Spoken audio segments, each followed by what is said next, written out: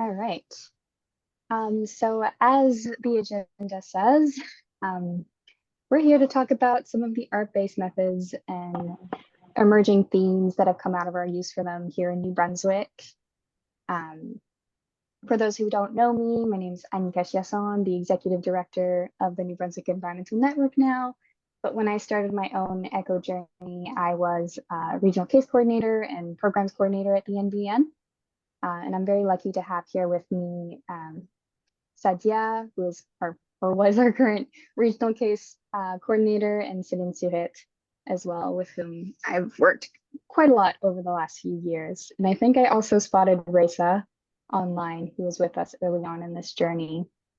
So on that subject, yeah, what a journey I've had. On that subject, I do really want to say thank you to all the people who are listed on this slide here, who have all helped us in various ways and capacities throughout the years. Some of them are still with us in this eco journey, and some have moved on to other things, but all of the contributions have brought us to where we are today. Prochaine diapo, s'il te plaît. So, arts-based methods are not exactly new to the NBN. We've been making use of them for several years now, but I think their association with the ECHO network has sort of progressed year on and year on. We were making more use of them, or more conscious use of them, and we realized really early on that these tools are especially useful in facilitating conversations and also helping people reflect and feel represented, which helps feed the partnerships and connections which are so vital to us as a network. Prochaine diapo.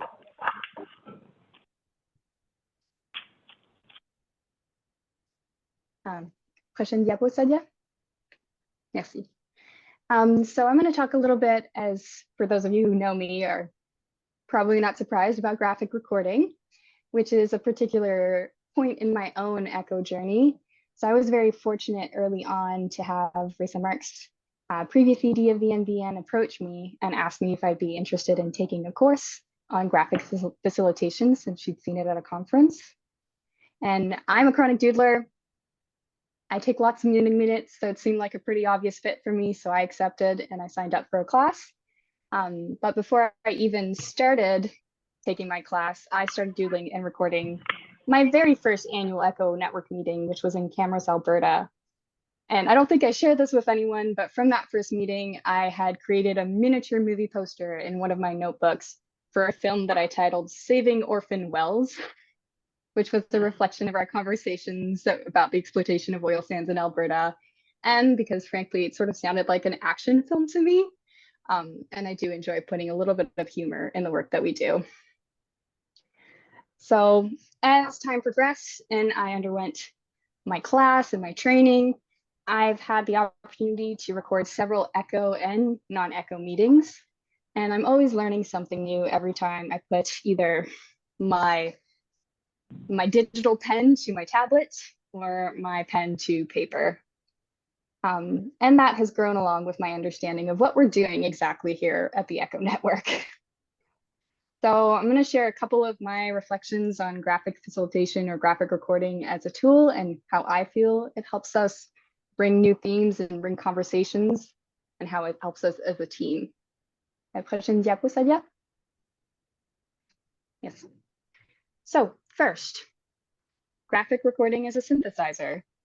The big thing that graphic recording does is really condense learnings and conversations, and sort of takes often complex subjects into bite-size and puts them into bite-size information using images and writing, which is often more easily accessible to all. And then these recordings help serve as an artifact of the day that can be referred to, giving sort of an overview of the day or the meeting, and it's also just kind of fun to look at. The second thing is team building. So graphic recording helps make people feel seen, as their comments and reflections are recorded and made an integral part of the overall day that is being recorded. So they're being woven into the fabric of the day. And this sort of helps create a sense of belonging, which in turn, I believe, helps to build team spirit. And then lastly, graphic recording also allows us to reflect on our conversations and learnings. I was often afforded the opportunity to share my reflections on the day's meeting. You're talking about echo meetings while sharing my graphic recordings and explaining the choices that I made for use of certain imagery. So some of those on the previous slide, we saw the bear and the campfire, and that was a moment where I was particular imagining us sitting around a campfire sharing stories, much like we're doing today. So sort of bringing that imagery in. And I feel like this can be really helpful to others as well as a final exercise and can help us really integrate learnings and start conversations as well. And that's my piece. Merci, Annika. Et merci à tout le monde d'être compréhensif et d'être un groupe de support fantastique. Grief surprises you. So I will do my best. Okay?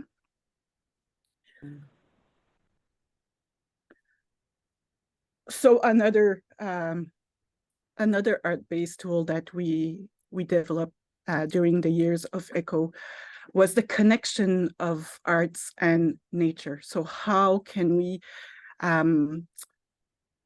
be more connected to the places that we live in, that we love, through using art? So we've done this, and you've heard us talk about this a lot with Serge La Rochelle, who couldn't be here today, but is with us in presence.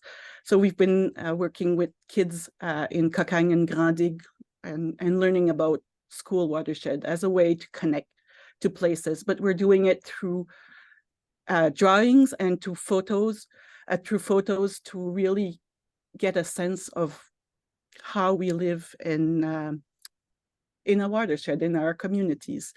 Sadia, prochaine diap.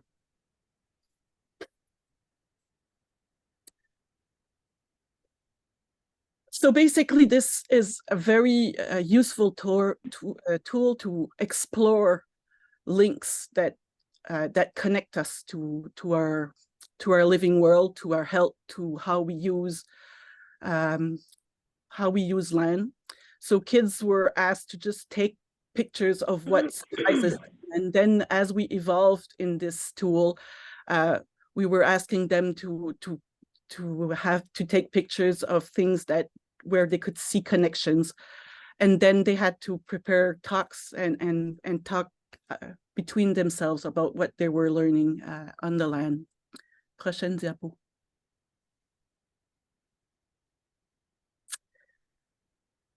What we found as we evolved with this tool was how the learning is not just for the school kids that are working and exploring their watersheds. It's also for us, as we did this a number of times, we're always learning about l'émerveillement that we feel in these places, how we connect more deeply to these watersheds, and how it really allows us to see the complexity that is at work in these environments and how it leads to action. So here we have an example of kids connecting to their places and realizing that there's plastic pollution and just deciding on the spot to pick it up. So it's a small act, but it's really profoundly connected to how they live on the land. So art and nature together was very useful as a tool and a process to really get into these complex ideas. I think that's it, Sadia. I think it's up to you.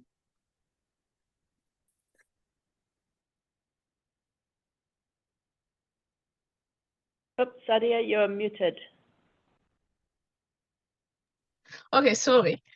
So yeah, I say that for me it is a long journey, but I can see a connection between my journey and the art tool base. So I will say that my adventure with Celine and the art-based tool start with a Belgian case study.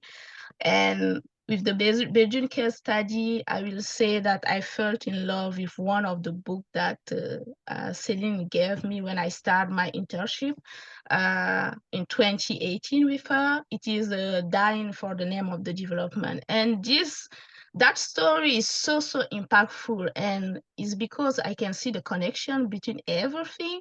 And also with that, I start to put that in the context and to ask myself how I can use the heart-based tool to continue to share that story to the people around me.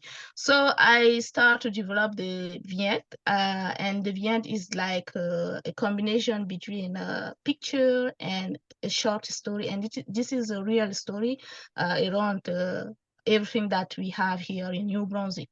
So after that, we develop a workshop that we present at the CH, so Children Environmental Health Collaborative, with Anne Forêt and Céline Surette. And there we start just to discuss the interaction between the health, community, and environment. And that, I will say, give us the opportunity to create one of our team right now with the Children Environmental Collaborative. It is the Team EC. So Team EC is a team cumulative impact and indicator. And we use that team a lot when we start to develop a geospatial tool. So I will say it is like it is a journey. We start with heart-based tool, and after that we start just to create a geospatial tool that integrate a lot more data around the, I will say, community, environment, and health. And I will say in my journey with the geospatial tool, I create a little comic to continue to share the story. And what I will say is like we have it is the same story that I'm sharing. We can see a disconnection between them, but when we take all that tool together and we put that together, we can see the interaction. We can see how I can say, we can see like a big picture. So it's very interesting. And right now I'm using this comic book and also the vignette that I create at different schools here in New Brunswick. So I start to do a workshop with students and teacher at the classroom, and I'm using the eco framework that we have to continue to share my story. Okay. So this is some of the results that I have from some school. I start to do some of the school, and I will continue that in the winter. But it's very interesting is like I share the poster and I give a time to student and teacher just to take a time to read. And after that, we start to discuss together. So my workshop at school is very interactive. And after that, I ask them to share their vision around the different things that we share in the workshop. And it's very, very interesting. We can say that we are based tool, just students and young people start to integrate different thinking. So we can see like the term like economic, some of them make a link between the environmental pollution, the health of the population. Some of them speak, they start to speak about the pollution of air, water. Some of them, it is about the climate change. So we can see that with our based tool, we can continue to share the story and also help young people to understand more when the link between environmental health and human health. So here I will say that our tool base for me is very important because that helped me to generate intersectoral discussion and also to sharing knowledge and just help young people to understand what we want them to take to take in consideration health, environment, and community, and also why it's important for them to start just to share their vision of things, and that help them to develop their how I can say the analytic thinking. So it's all for me.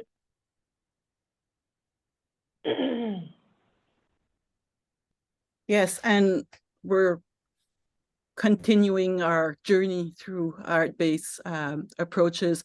And this is an example of a photo voice that Cecilia Plancard Perez is doing right now, looking, and it's a very much intergenerational as an approach, connecting people that work in environmental organizations and social justice organization.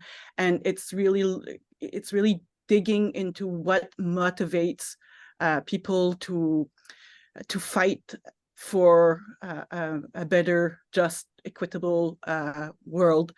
And it's bringing together women and gender minorities of all ages. And it's been quite powerful as a tool to use photos to get into motivation, what are the challenges that we're facing, and it really has brought people together and really